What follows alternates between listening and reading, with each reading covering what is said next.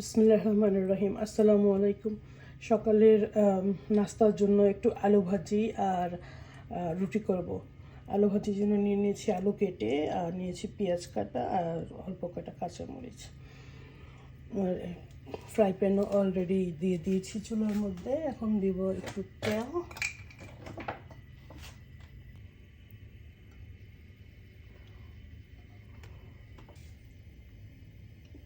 দিয়ে দিচ্ছি পেঁয়াজ। আমার পেঁয়াজগুলি ব্রাউন হয়ে আসছে। এই পর্যায়ে আমি দিয়ে দিব একটা তেজপাতা।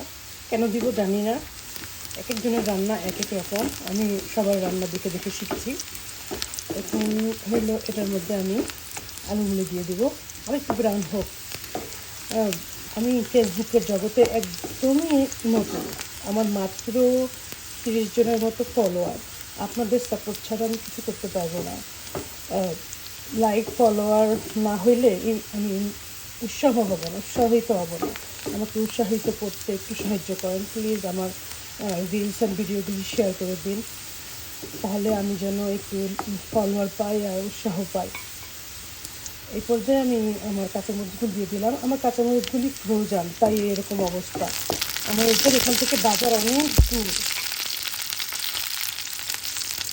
180 থেকে 200 কিলোমিটার দূরে, 200 মাইল দূরে, 90 কিলোমিটার।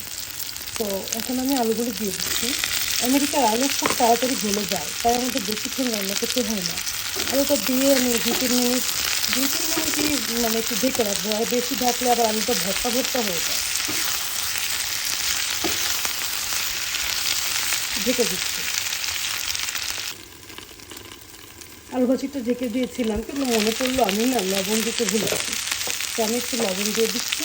আর হলুদ দিব না, বিকজ ভাজিটা আমি সাদা রাখতে চাচ্ছি, সাদা আলুর ভাজি করতে চাচ্ছি। তো একটু লবণ দিয়ে ভালো করে একটু নাড়া করে দিয়ে 2-3 মিনিটের জন্য ঢেকে দেবো।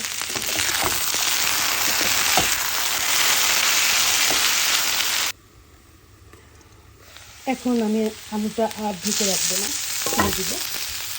আলুটা হয়ে গেছে, এটাকেই আমি এখন একটু লাল লাল হয়ে গেছে জয় দিয়ে নিচে লাগলো কি না, না। তো এটা হয়ে গেছে। এখন আমি একটু ধনে পাতা ছিটিয়ে দেবো, অন্যান্য পরিবেশন করবো। ওইদিকে সকালের নাস্তায় সাদা আলুর ভাজি আর সাদা রুটি, সাদা আটার রুটি। আপনারা কে কে পছন্দ করেন প্লিজ জানাবেন কমেন্টে। Thank you.